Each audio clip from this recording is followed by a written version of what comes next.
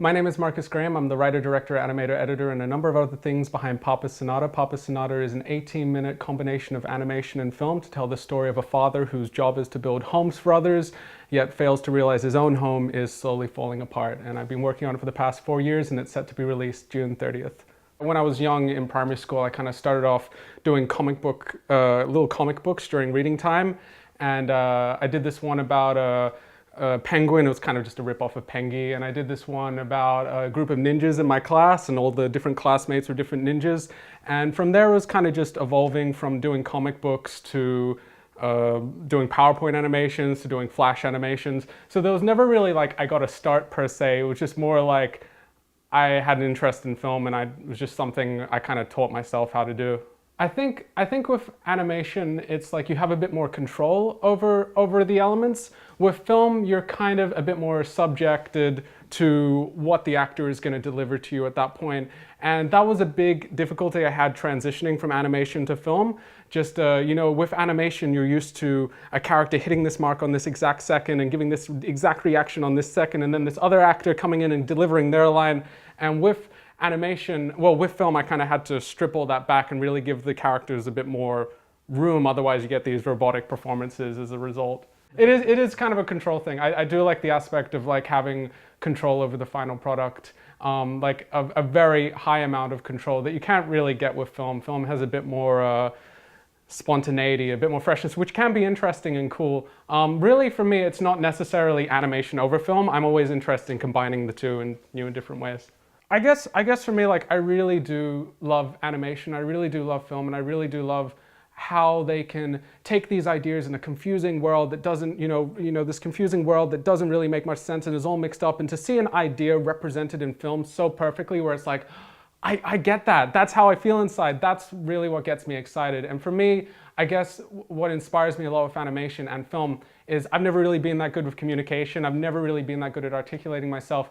And film is and animation is kind of this avenue to really get ideas out there and communicate with people in a way that is, I think, more powerful and better in a sense than talking. There's more substance to it. For me, the main difference with animation and film is like if you want to take a character and shoot them walking across the street, let's say you bring your camera out and you shoot it, it'll take like maybe 10, 30 minutes. With animation, it's like if I want to have that character walking down the street, that's going to take, depending on how detailed I want it to be, maybe a whole day. So I really have to be a bit more patient in a sense. And a big part of animation is also, the actor in a film is kind of the one that prescribes what motions he's going through, what he's thinking at a time. You never really have an actor just walking down the street. They're thinking about something. Maybe they got out of a bad relationship, or maybe they're coming home to see their loved ones. And as an animator, your job is to prescribe that action to the character. You become the character in a sense. I think like the most challenging thing working on a film that's takes 4 years is just kind of waking up in the morning and recognizing you have all this work ahead of you and just trying to kind of take it all in and not freak out. The way I kind of think about it is if you're working on a small team with a small budget and you have to take all these different roles on, it's easier to work on it piece by piece instead of just, some people multitask and that's fine, but I really just try to focus on each individual element, thinking of like each thought as a car trying to go down a highway, and if you're trying to process all these cars at once, it gets blocked. So really what I try to do is just focus on each element. So if I'm writing, I'm just writing. If I'm animating, I'm not animating all these different things at once. I'm just animating this one section, and once I get that happy, once I'm happy with that, then I move on to the next. And I feel like that really helped me not go crazy in the end, because it's very easy to look at a big project and get overwhelmed. And for me, I just try to focus on each individual section. Will Smith has this quote, and I'm going to paraphrase him horribly, but he says something about like, you don't build a house all at once, you build it brick by brick, and I think that relates to film a lot. Well, I think with animation, you don't really have that freedom as well to like change things about too much. You really have to be kind of set in stone. With film, you have a bit more freedom to be like, oh, we can go and do some B shoots or whatever, we can go and do some pickup shots. But with animation, you really do have to be prepared, otherwise you're going to be in for a lot of work. So with Papa's Sonata, I overprepared. I did about 1 year of just figuring things out, sorting everything out so I'm just not wasting everyone's time. And From that, I think things went a bit smoother, but then as a result, like, because I'm still new to things, there was a few hiccups along the way. I think, like, as I said, I wouldn't recommend people spending 4 years on a film. You'd be much better off doing like 4 films in 4 years than 1 film in 4 years. I want to be honest with people. I don't want to tell them that, like, I did some, like, glamorous or cool, like, I'm cool for some reason for doing a 4-year film. It's really a stupid thing to do. And, like, but that's something I really want to make clear to, like, people out there who might be thinking to get into their own project, to really just do something within your capabilities, within your limits. I think with AnyCameraWillDo, they really provided a platform to get the sound side of things up to a new level. Working with John Hersek was really a cool experience. And yeah, it was cool to, you know, get up on stage and pitch and, you know, with a bunch of like-minded people. When I went to John Hersek, I pretty much already had all the sound in place. He just kind of took the sound to another level with mixing and mastering and getting everything kind of tightened up. One mistake I made with the sound design is that I learned working with John is I actually did too much sound design in a sense. I overdid the sound. So when I was working into it, because I have this perfectionist mentality, I kind of thought like every object has to have a sound. Every item needs to have a sound related to it. And so the car would have like 50 tracks of like the sound of the tires as they turn, the sound of the tires on the ground, the sound of the engine rumbling, and then the sound of the engine roaring up, and all these different elements. And John took a look at it and he's just like, this is too much. And so a lot of what John did was actually just stripping back the stuff I did. And a lot of what I learned with sound is that it's a lot more kind of less is more in a sense, if that makes sense. It's you can get away with just using very bare elements to tell a stronger story in the end. And so what I had was a bit cluttered, and John kind of stripped it back a little and focused on the main sections that really mattered, I guess. Okay. I guess like part of going into Papa Sonata and working on the music, because it is such a musical film, part of what I didn't really think about is that I'm not just making a film, I'm making a whole fucking album. And that was a whole big undertaking under itself, you know, getting the music done and getting it professionally recorded and mixed and mastered. And yeah, it was a really cool experience because we kind of made the music the music is kind of, the edit is kind of around the music in a sense. It's almost, the film is almost like a musical in a sense. The music is a completely original score done from the ground up for the film specifically. So completely original. Yeah, nothing really came easy with the film. You know, starting out, you know, I'm still trying to make a name for myself as a director, and so a big part of making the film was just rejection after rejection after rejection. I went through so many producers, so many different people to try and get the film made, and it kind of really came down to, I was like, well, I'm gonna really have to take on a lot of these roles myself if I want to get this done in the end.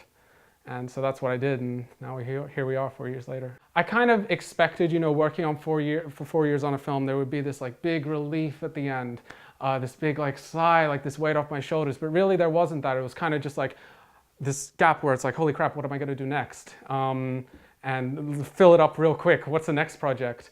I had a lot of hope for Papa Sonata, and I think it is a good film, but I did screw myself over a bit by making an 18-minute animation. And I came to realize that most festivals really accept 1 to 5 minute animations. I think the film is genuinely great. Obviously, I'm biased as a director. I have to think it's great. Well, I don't have to, but you know. So yeah, I think I haven't had that yet so much, but maybe when the film has its online release in June 30th, it might find an audience. If not, next project. That's how I go to work, I guess.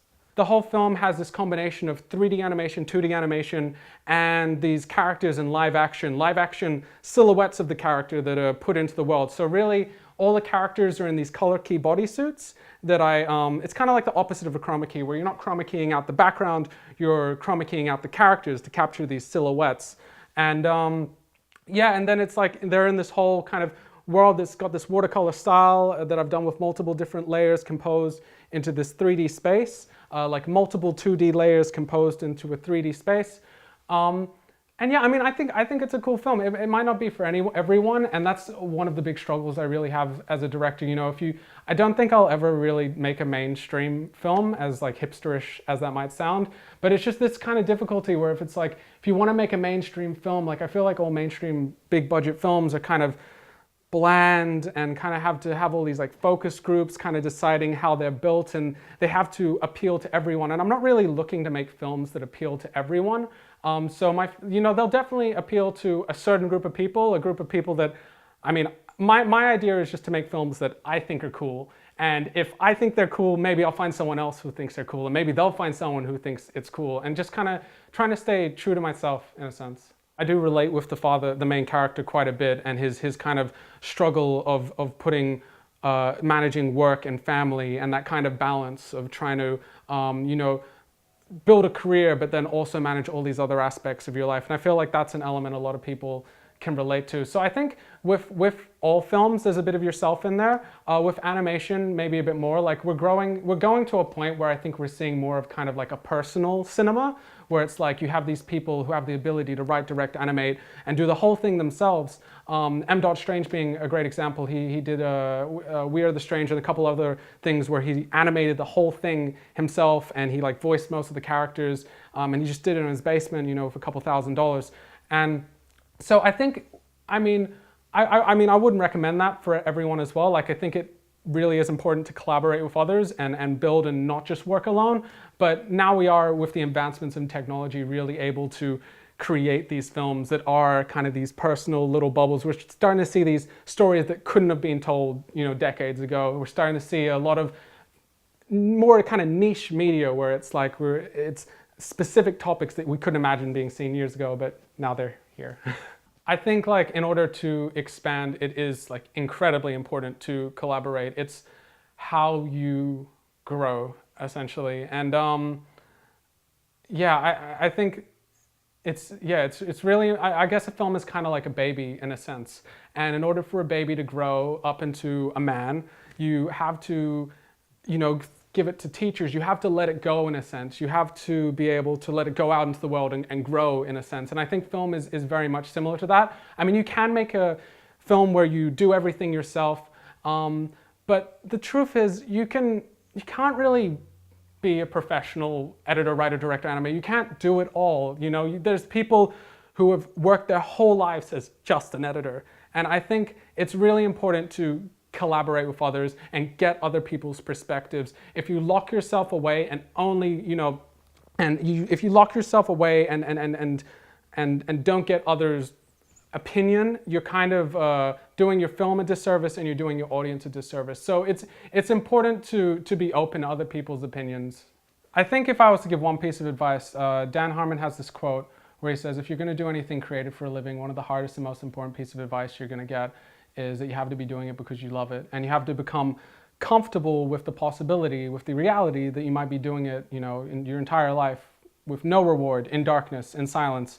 And you have to picture a reality where you've done that your whole life for decades, and ask yourself at the end of that, when you get hit by a bus or however you die, if you're going to die thinking, I blew it, or die thinking, at least I did what I loved. And if the answer is the latter, then keep doing it. And to go on from that, I'd say like, a lot of people, I wouldn't say I'm a typically successful life, like I'm living with my parents, I don't have all the answers, but what I'd say is, a lot of people measure success by the three elements: money, fame, power. And I think, to me, if you're out there, doing the film you want to make, and you're struggling to get by each day and you don't have enough money to, eat some days, and there's a lot of hustle and a lot of work and a lot of blood, sweat, and tears. But if you're out there like doing it, then you are successful in my mind, and you shouldn't let others dictate what your happiness should be to you. And I'd say like, if I was to give, I could give so many different pieces of advice on what to do, but I think one big thing is just to recognize that you're not perfect, and